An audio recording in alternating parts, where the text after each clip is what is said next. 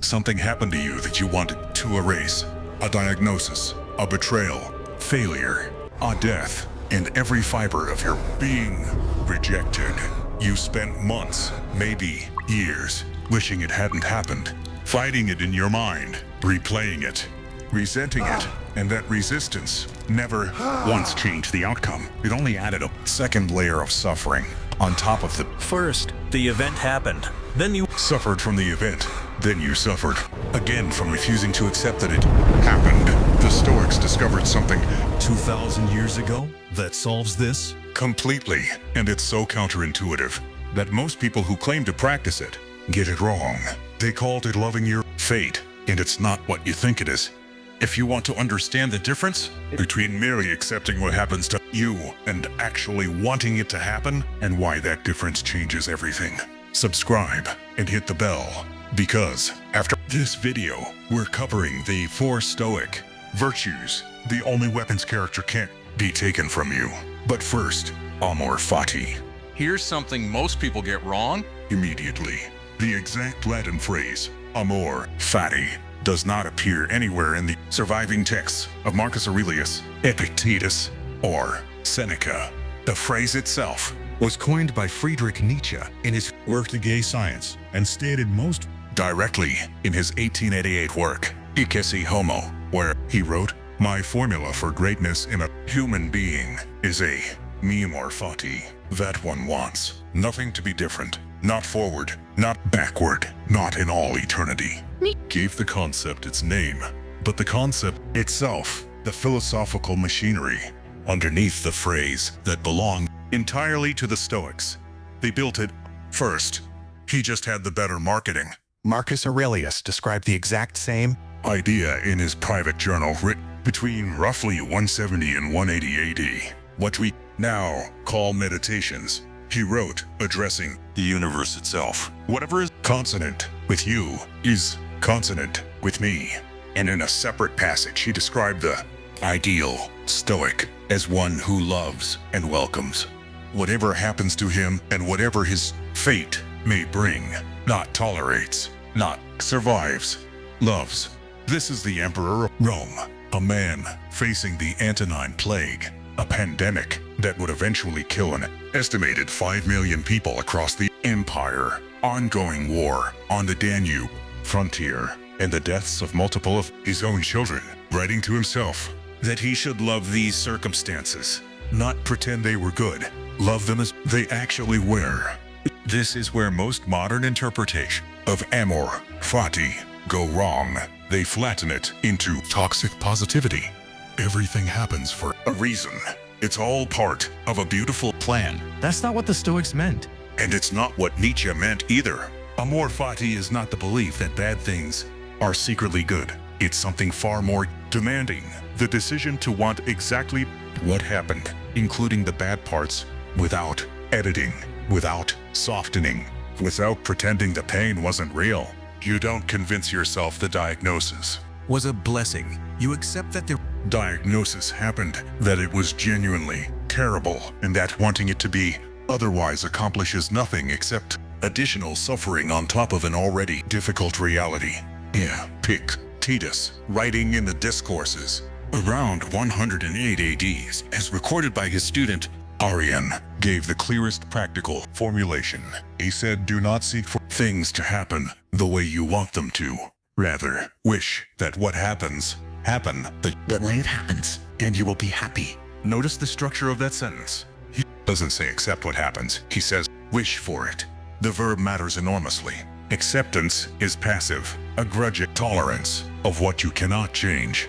Wishing is active, a deliberate pray of your desire to align with reality itself. Epictetus is not asking you to give up. He's asking you to want what is actually true, instead of wanting a fictional version of reality that doesn't exist. Here's the psychological mechanism behind why this works, and it's more sophisticated than simple acceptance. When you resist reality, when you wish things had happened differently, you create what psychologists now call cognitive dissonance, a gap between what you believe should be true and what is actually true. That gap generates constant low-grade suffering. Every moment you spend in that gap is a moment spent fighting something that has already happened and cannot be changed. Amor Fati closes the gap completely, not By changing reality, reality is fixed. but by changing your relationship to it. When your desires align completely with what has already happened, the suffering generated by resistance disappears, Sakir, entirely.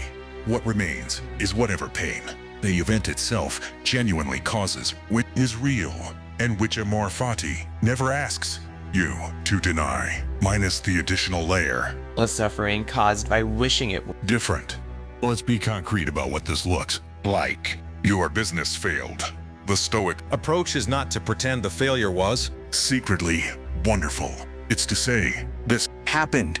I genuinely wish it hadn't. In the sense that I would have preferred success, but it did happen, and continue to wish it hadn't happened changes nothing. About the present moment, except making Suffer more than the failure itself requires. So I will want this, not because it's good, but because it's real. And reality is the only material I have to build anything from. The alternatives, spending months or years resenting a fact that cannot be altered, produces zero benefit and substantial additional suffering.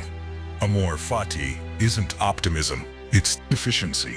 It's the refusal to waste psychological energy fighting a battle that was already decided before you knew it had started. Nietzsche took this further than the Stoics in one specific way that's worth understanding, where the Stoics generally framed Amor Fati in terms of tranquility, accepting fate so that you could achieve peace. Nietzsche framed it in terms of vitality and greatness. For him, Amor Fati wasn't just about not suffering unnecessarily. It was about using everything that happens to you, including catastrophe, as fuel for becoming more fully yourself. Funny, he wrote in The Gay Science, I want to learn more, and more to see as beautiful what is necessary in things. Then I shall be one of those who makes things beautiful. This is a more aggressive, more demanding version of the same idea. Not just tolerable, not just acceptable, beautiful, because it is the exact, irreplaceable material out of which your entire life has been and will continue to be constructed. Marcus Aurelius captured something close to this aggressive interpretation in a metaphor he used repeatedly in Meditations. He compared a virtuous mind to a fire. A blazing fire makes flame and brightness out of everything that is thrown into it. Throw obstacles at a fire and it doesn't extinguish. It converts the obstacle in more fuel, more light, more heat.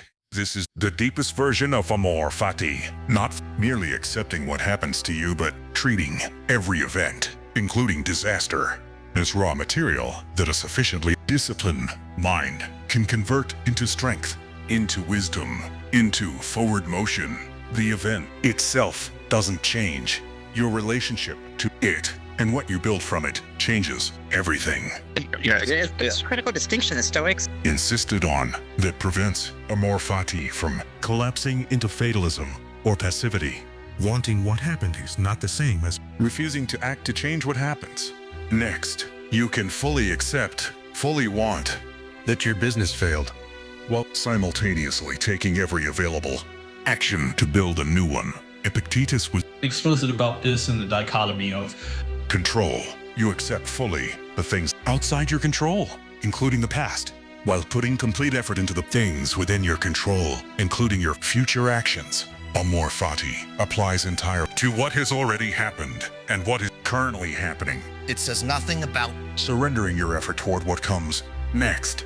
A Stoic who has lost everything in a shipwreck, like Zeno of Citium, who founded Stoicism in Athens around 300 BC. After losing his entire fortune at sea, doesn't sit on the shore accepting his fate forever. He walks to a bookshop in Athens and begins building something new. The acceptance of the shipwreck and the construction of a new future are not in conflict. They're sequential parts of the same disciplined response. Here's how to actually practice this. Something difficult happens. Something difficult will happen today, or this week, or this year. There are 3 stages most people get stuck between. Stage 1 is resistance, wishing it hadn't happened, replaying alternate timelines, asking why this happened to you specifically. This stage produces nothing but additional suffering. Stage 2 is grudging acceptance, acknowledging that it happened and that you can't change it while still privately wishing it were otherwise. This is better than resistance, but still incomplete. There's still a gap between what you want and what is true. Stage 3 is Amor Fati, genuinely wanting this exact sequence of events, not because you prefer the bad outcome to a good one, but because this is the actual material of your one actual life, and wanting anything else is wanting to live a different life than the one you have. The practice is moving from stage 1 to stage 3 as quickly as you can manage. Every single time difficulty arrives, not instantly. That's not realistic for most people most of the time. But as a deliberate direction, you're training yourself to move toward. Marcus Aurelius wrote something in Book 4 Meditations that functions as the Clearest possible compression of this entire practice. Loss is nothing else but change, and change is nature's delight. Everything you have, your health, your relationships, your circumstances, your life itself is on loan, subject to change, and was always going to be subject to change from the moment you acquired it. The Stoic, who has internalized Amor Fati, doesn't experience loss as a violation of some cosmic promise that things would stay the same. They experience it as the expected, inevitable operation of a universe that was never going to hold still for anyone. That doesn't make loss painless. It makes loss survivable, and more than survivable, it makes loss something you can actively want to have happened, because it happened as part of the only reality you will ever get to live in. This is the final test of whether you've actually understood Amor Fati or whether you've just memorized the phrase. Take the worst thing that has happened to you, not a minor inconvenience, the actual worst thing. Ask yourself honestly, do I still, even now, wish this hadn't happened? If the answer is yes, you haven't reached Amor Fati yet. You're still in stage 1 or 2. That's not a failure. Most people live their entire lives in those stages without ever reaching the 3rd. But the practice exists precisely because reaching stage 3 is possible, and because every moment spent in resistance to something unchangeable is a moment of voluntary, unnecessary suffering. The Stoics didn't develop Amor Fati because they enjoyed pain. They developed it because they understood that fighting an already decided past is the single most wasteful use of human psychological energy that exists. If this video changed how you think about the things you've been resisting, good.